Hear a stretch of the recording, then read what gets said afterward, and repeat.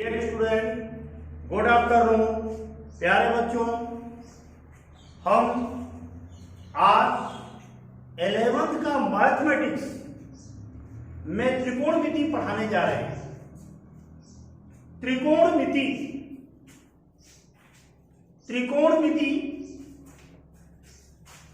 ये क्या है?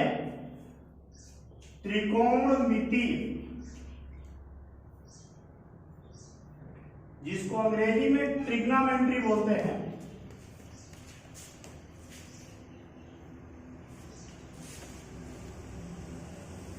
ट्रिग्नोमेट्री, ट्री मीन्स तीन होता है और कोण मीन्स झुकाव होता है और मिति मीन्स मिलकर होता है। यानी तीन कोणों के झुकाव से कौन सी आकृति बनती है? त्रिभुज बनती है। और त्रिभुज का अध्ययन हम त्रिकोणमिति के अंतर्गत करते हैं। वैसे त्रिकोणमिति समकोण त्रिभुज पर रिलेटेड बनाई गई है। इसमें तीन मुख्यतः बातें आती हैं। तीन बातें मुख्यतः आती हैं। पहला होता है त्रिकोणमितीय अनुपात और दूसरा होता है त्रिकोणमितीय सर्वसमीका और तीसरा होता है त्रिकोणमितीय समीकरण। तो हाई स्कूल लेवल में आप लोगों ने ट्रिग्नोमेट्री पढ़ा है।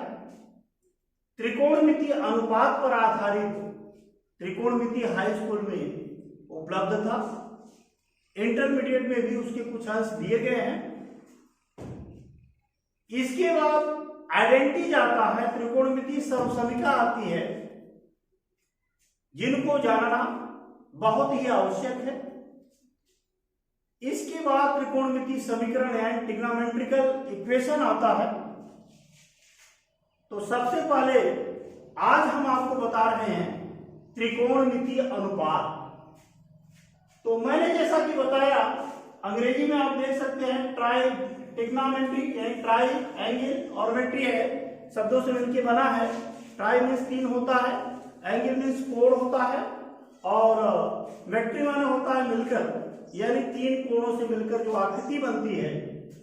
तो आप इसकी शुरुआत के बारे में अगर जानना चाहें तो ये आपका एक समकोण त्रिभुज है। ये है आपका एक समकोण त्रिभुज। बच्चों, समकोण त्रिभुज किसे कहते हैं? ऐसा त्रिभुज जिसका एक कोण 90 अंश का होता है, समकोण त्रिभुज कहलाता है।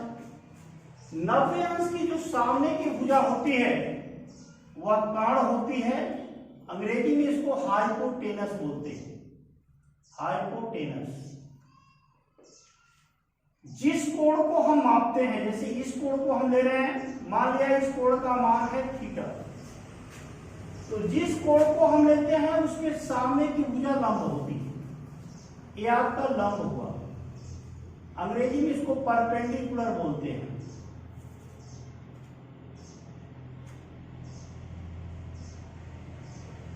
और तीसरी जो भुजा बचती है उसको हम आधार बोलते हैं, यानी ये बेस होता है। तो इस तरह से ये तीन भुजाएं होती हैं और एक अभिष्ट कोण जिसे हमें निकालना होता है। इसमें कोण और भुजाओं का वास्तव में संबंध होता है। इसकी शुरुआत कहां से हुई?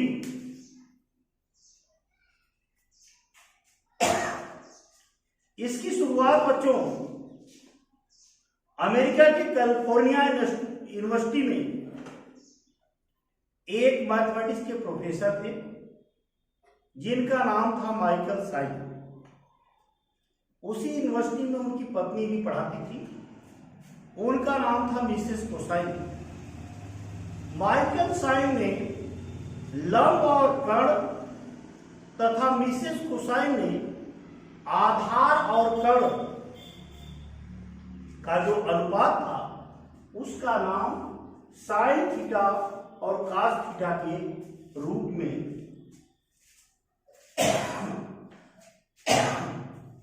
दिया। ठीक है बच्चों, आप जानते हैं इस समकोण त्रिभुज में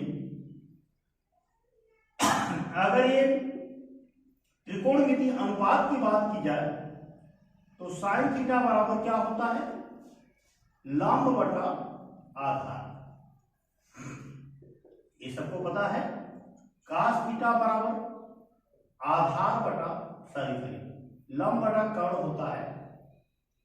इसमें आप देख सकते हो लंब क्या है, ए बी बटा ए सी, कास थीटा आधार बटा कर्ण यानी बी सी बटा ए सी, टैन थीटा लंब बटा आधार यानी यह हो जाएगा ए बी बटा बी सी, कॉट थीटा आधार बटा लंब B C by A B. इसके बाद सेक थीटा आता है, ये होता है कर्ण बटा आधार, ये हो जाएगा आपका कर्ण यानी ए सी बटा बी सी, कोसेक थीटा अगला होता है कर्ण बटा लंब होता है, ये हो जाएगा आपका ए सी बटा ए बी। ठीक है बच्चों, तो ये 6 त्रिकोणमितीय अनुपात है जिसको आप लोगों ने हाई स्कूल में पढ़ा होगा। अब इसमें कुछ संबंध होते हैं, जैसे ये त्रिभुज देख रहे हो, इस त्रिभुज को हम ले लेते हैं त्रिभुज ए बी सी में। आप जान रहे हो कि एंगल बी क्या है, 90 अंश है। तो जब 90 अंश का कोण एक है तो इसमें पाइथागोरस का प्रमेय लगाया जा सकता है, यानी हो जाएगा A B square plus B C square बराबर ए सी स्क्वायर। इसको हम एक समीकरण मान लेते हैं। ठीक है बच्चों, इसके बाद बारी बारी से हम एक एक भुजा का इसमें डिवीजन करेंगे। तो समीकरण 1 में ए सी स्क्वायर का भाग देने पर ये हो जाएगा आपका ए बी बटा ए सी का होल स्क्वायर, ये आपका बी सी बटा ए सी का होल स्क्वायर, यहां पर ए सी स्क्वायर बटा ए सी स्क्वायर ये आपका कैंसिल हो जाएगा, ए बी बटा ए सी यहां से आप देख सकते हो क्या है, साइन थीटा, तो ये हुआ आपका sine square theta, B C बटा ए सी यहां से आप देख सकते हो ये कास थीटा है, तो cos square theta is equal to 1। तो ये आपका एक पहला सूत्र बना जो साइन और कास में संबंध को स्थापित करता है। अब हमने ए सी स्क्वायर का भाग दिया था, दूसरे एंगल से अगर हम देखेंगे तो बी सी स्क्वायर का भाग देके देखेंगे। पुनः हम समीकरण 1 में बी सी स्क्वायर से भाग देने पर क्या बनेगा बच्चों, ए बी बटा बी सी का whole square, B C square बटा बी सी स्क्वायर एक बार में कट जाएगा, और ए सी बटा बी सी, ए बी बटा बी सी क्या है, tan थीटा, तो यहां लिख सकते हो tan स्क्वायर थीटा प्लस 1, ए सी अपॉन बी सी क्या है, ए सी अपॉन बी सी ये आपका है सेक थीटा, तो इसको लिख सकते हो सेक स्क्वायर थीटा, यानी ये फॉर्मूला बना 1 plus tan square theta is equal to sec square theta, ये आपका फॉर्मूला बना बच्चों। अब तीसरी स्थिति इसमें हम और देख सकते हैं, पुनः समीकरण 1 में ए बी स्क्वायर से भाग देने पर तो क्या हो जाएगा, A B square upon A B square, B C upon A B का whole square, A C upon A B का होल स्क्वायर, ये आपका कैंसिल हो जाएगा। 1 plus B C upon A B क्या है बच्चों, यहां से आप देख सकते हो ये आपका cot थीटा है, तो यहां हो जाएगा cot स्क्वायर थीटा, और A C upon A B क्या है, कोसेक है, कोसेक स्क्वायर थीटा, यानी यहां से देख सकते हैं कोसेक थीटा बराबर है ए सी अपान ए बी। तो इस तरह से ये फार्मूला बना 1 प्लस cot स्क्वायर थीटा बराबर कोसेक स्क्वायर थीटा। ठीक है बच्चों, तो ये अधिष्ट फार्मूला जो आप हाई स्कूल में भी पढ़े होंगे, इसका बहुत ज्यादा इंपॉर्टेंस है मैथमेटिक्स में भी और फिजिक्स में भी। इसके आगे हम और भी चीजें आपको बताने जा रहे हैं, थोड़ा सा उसको ध्यान से देखेंगे, उस पर हम चर्चा करेंगे।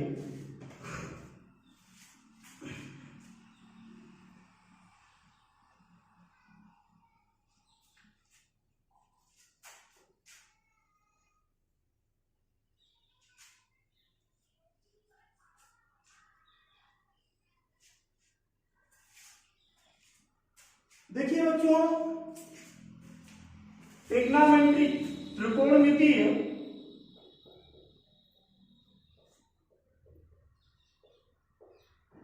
चिन्ह परिपाटी, त्रिकोणमितीय चिन्ह परिपाटी की हम चर्चा करेंगे। आपको ये पता है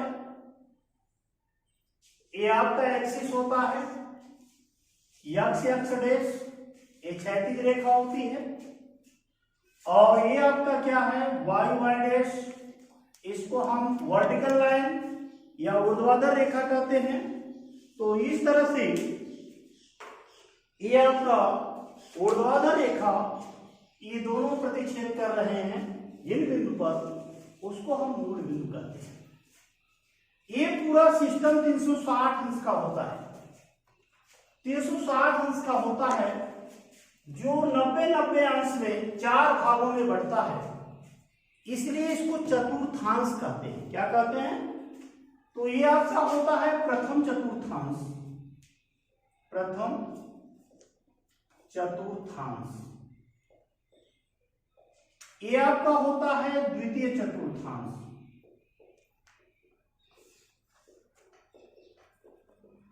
ये आपका होता है तृतीय चतुर्थांश,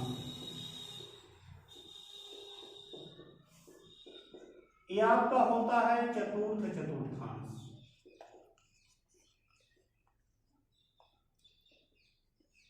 ठीक है बच्चों, ये आप लोगों ने हाई स्कूल में भी पढ़ा होगा।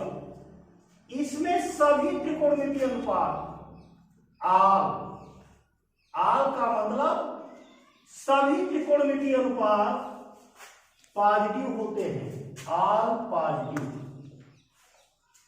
यानी फर्स्ट क्वाड्रेंट जो होता है उसमें sine cos tan cot sec cosec सभी पॉजिटिव होते हैं। फर्स्ट क्वाड्रेंट आपका 0 और 90 अंश के बीच में बिलोंग करता है। 0 अंश से बड़ा और 90 अंश से छोटा, 90 अंश तक जो कोण होता है उसको हम क्या कहते हैं, प्रथम चतुर्थांश कहते हैं। दूसरा में क्या होता है, साइन, आल साइन, साइन आपका पॉजिटिव होता है, रेस्ट क्या होते हैं, नेगेटिव। अगर साइन पॉजिटिव होता है बच्चों तो साइन का ही व्युत्क्रम होता है कोसेक, तो साइन पॉजिटिव होगा तो कोसेक भी पॉजिटिव होगा। यानी सेकेंड क्वाड्रेंट जो आपका 90 अंश और 180 अंश के बीच में होता है, इसमें साइन और कोसेक पॉजिटिव होते हैं, बाकी सभी नेगेटिव होते हैं। तृतीय चतुर्थांश में टैन, टैन पॉजिटिव होता है, टैन का व्युत्क्रम काट होता है, इसलिए इसमें तृतीय में tan और cot दोनों पॉजिटिव होते हैं, बाकी सभी त्रिकोणमितीय अनुपात नेगेटिव होते हैं। ये आपका चतुर्थ जो होता है इसमें cos पॉजिटिव, जब चतुर्थ में cos पॉजिटिव होगा तो sec पॉजिटिव होगा। इसका मतलब यह है कि इसमें आपका cos और sec को छोड़कर सभी नेगेटिव होते हैं। ये आपका 180 से 270 के बीच में होता है, ये आपका 270 और 360 के बीच में होता है। तो इस तरह से इनको 4 चतुर्थांश में बांटा गया है। अब इन बच्चों इनको हम बड़े आराम से किसी भी एंगल को बोल सकते हैं। इसमें आपको बहुत से सूत्र मिलेंगे, आपको पहचान करने की जरूरत है।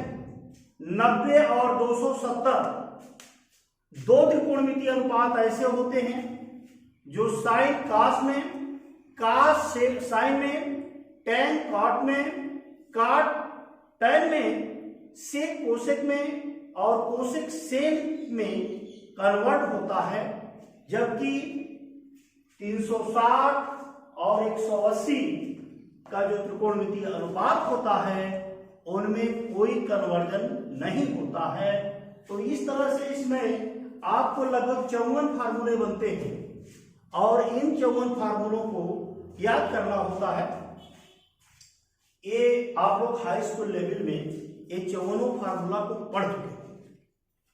इसमें sine 90 minus theta, cos 90 minus theta, sine 90 minus theta बराबर cos theta, cos 90 minus theta बराबर साइन थीटा, इस तरह के 90 minus theta, 90 plus theta, 180 minus theta, 180 plus theta, 270 minus theta, 270 plus theta, 360 minus theta, 360 plus theta. इन परिपाटी की हम चर्चा कर रहे हैं। तो ये हमारा x डैश और y डैश है। बच्चों अगर कोण धनात्मक होता है तो हम इसको इस तरह से डिनोट करते हैं, ये ऐसी जो है रोटेट करता है, इसको हम बोलते हैं एंटी क्लॉकवाइज। धनात्मक कोण के लिए, ठीक है। तो इसको हम ऐसे कैलकुलेट करते हैं, इसका रोटेशन हम ऐसे दिखाते हैं। एक पूरा चक्कर हो गया यहां पर, अब इसके बाद अगला चक्कर करेगा तो यहां पर दूसरा चक्कर पूरा हो जाएगा।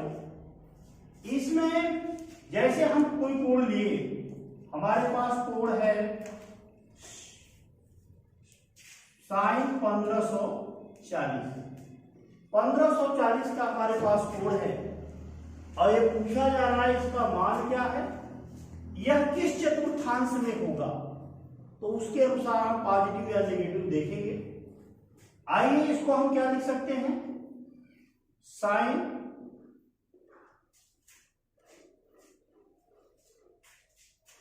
ये होता है 4 इंटू 360, कितना हो जाएगा,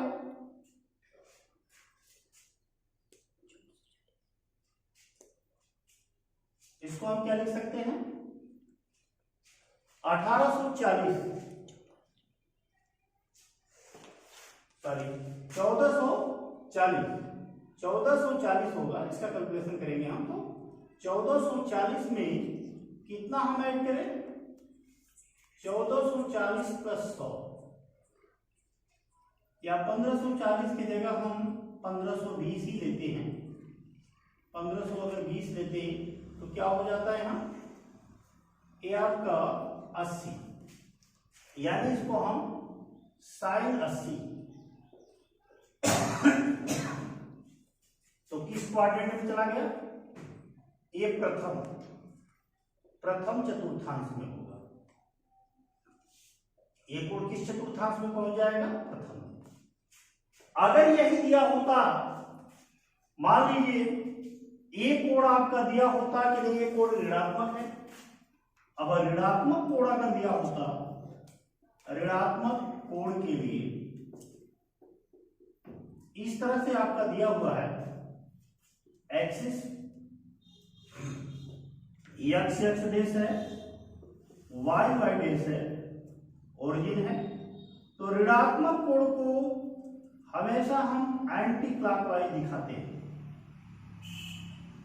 अब 1540 ऐसे यहां पर दिया था, तो 1540 में हमने कई चक्कर गए, 4 चक्कर। तो 1 2 में 720 यहां हुआ था, इसको और बढ़ा देते हैं, ये आपका 3 हो गया, और चौथा चक्कर ये पूरा करेगा यहां आकर के, तो बनाएगा आपका 1440। 1440 यहां बन गया। अब 80 और जाना है, यानी ये रोटेट करके यहां पहुंचेगा इस तरह से। तो ये आपका जो कोण होगा ये हो जाएगा 1540। इसी तरह से ये आपका, इसी कोण को अगर हम रिवाइज करें, साइन माइनस 1540 1520, तो एक पूरा चक्कर आपका यहां से बना, यहां से आया तो एक पूरा चक्कर हुआ, फिर यहां से यहां तक आया तो 2 चक्कर हुआ, फिर आगे आप बढ़ते हैं तो ये आप 3 चक्कर पूरा हो गया। इसी तरह और भी रोटेशन करेगा ये आपका, तो ये आपका 4 चक्कर हो गया, और इसके बाद 80 डिग्री और बढ़ेगा, यानी आपका ये हो जाएगा माइनस 1540।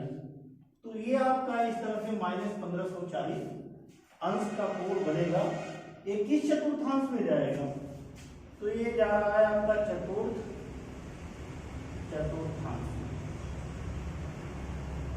तो इस तरह से आप एंगल के चिन्ह परिपाटी का निर्धारण कर लेंगे। इस पर जो भी न्यूमेरिकल आता है उस न्यूमेरिकल को आप लोग बड़े आराम से हल कर लेंगे। कोई भी न्यूमेरिकल आप चाहें तो आसानी से हल कर सकते हैं। जैसे आपको दिया है sine 90 minus theta into cos 180 plus theta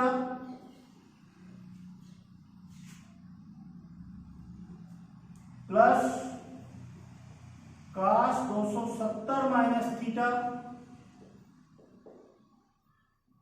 into sine 360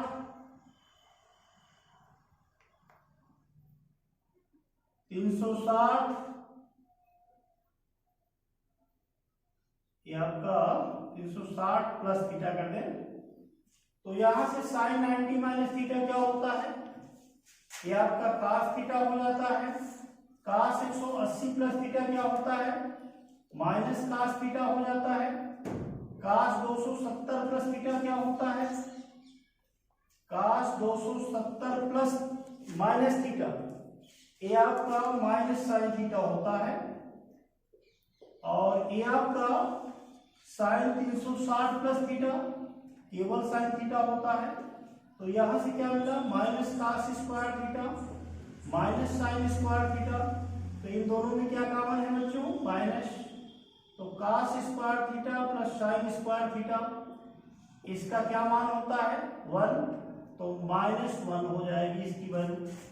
तो इस तरह से आप निर्धारण कर सकते हैं कि किसका चिन्ह क्या होगा। अब जैसे यहां पर 90 माइनस थीटा था तो ये फर्स्ट क्वाड्रेंट में जाएगा। फर्स्ट क्वाड्रेंट में क्या होता है, सब पॉजिटिव होते हैं, लेकिन कन्वर्जन होता है किसमें, साइन का कास में। तो यहां पर हमने कास थीटा लिखा है। कास 180 प्लस थीटा का कोई कन्वर्जन नहीं होता, यानी कास कास में ही रहेगा, लेकिन आपका थर्ड क्वाड्रेंट में जाएगा, इसलिए नेगेटिव हो जाता है।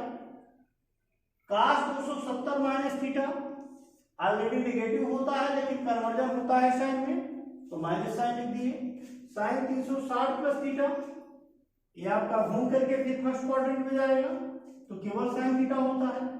तो इस तरह से हम इसको उड़ा करके इसकी वैल्यू को हल कर लिए। तो इस तरह से ये आपका त्रिकोणमिति में चिन्ह परिपाटी बहुत ही महत्वपूर्ण स्थान रखता है, और आप इन सभी फार्मूलाओं को देख लेंगे। अगले दिन हम दो कोणों के योगफल तथा अंतर एवं कोणों के अपवर्त और अपवर्तक के सूत्र का निगमन करेंगे और जो उस टॉपिक पर आधारित अच्छे सवाल होंगे उन अच्छे सवालों को लेंगे। तो अगले वीडियो में हम आपको कोशिश करेंगे दो कोणों का योगफल और अंतर के सूत्र का निगमन और उस पर आधारित इंपॉर्टेंट सवालों को हल करें। धन्यवाद।